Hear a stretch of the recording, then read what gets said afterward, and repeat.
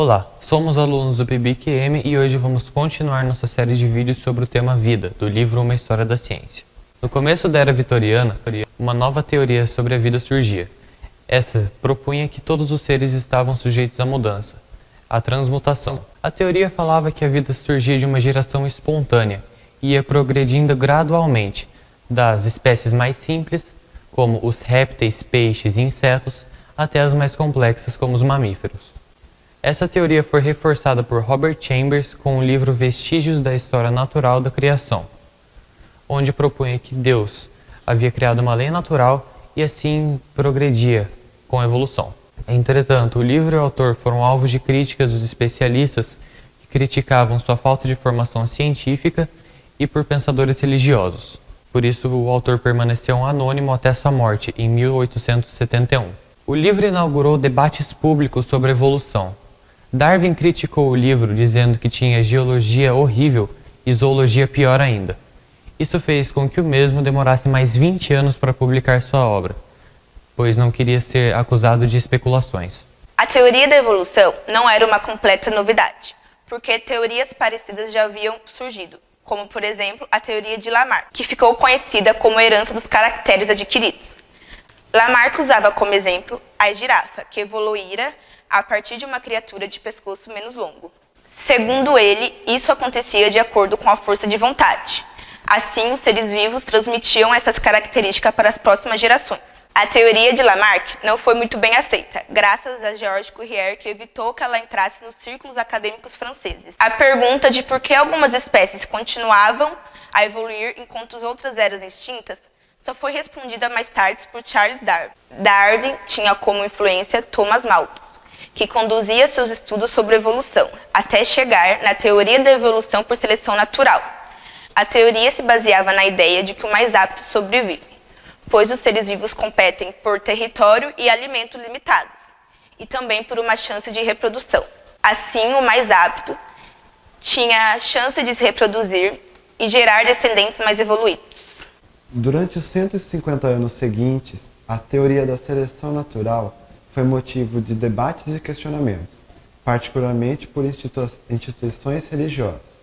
Houve também a criação do darwinismo social, que foi utilizado por muitos grupos extremistas como o nazismo para justificar a pureza racial e a superioridade de certas raças. No entanto, o trabalho de Charles Darwin não conseguia explicar como as características eram passadas para outras gerações e como haviam as adaptações. Esta questão foi resolvida com os trabalhos de Mendel com as ervilhas, que determinaram as leis da hereditariedade.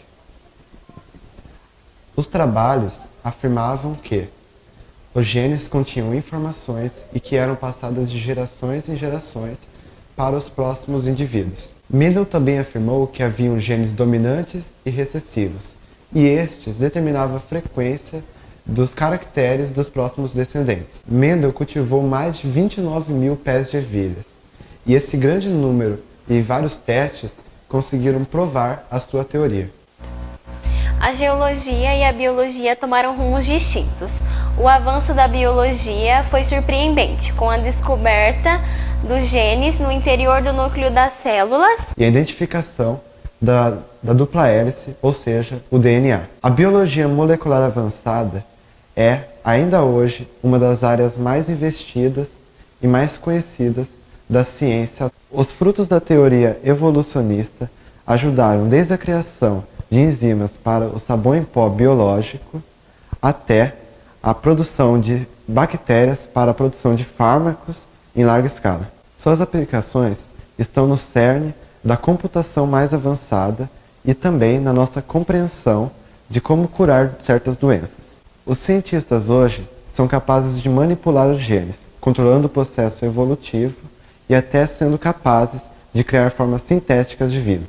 Enquanto isso, a geologia ficou estagnada. Houve alguns avanços significativos, em especial a descoberta da radioatividade, que permitiu a datação precisa das rochas pela medição do decaimento de isótopos radioativos, como por exemplo o carbono 14. Contudo, a maior parte dos esforços geológicos não se dirigiria ao debate acerca de grandiosas teorias sobre a Terra, nem a disputa entre uniformitarismo e catastrofismo, mas ao trabalho de campo, de mapear e registrar camadas de rochas e fósseis, tendo como objetivo obter dados exatos sobre a idade relativa dos estratos.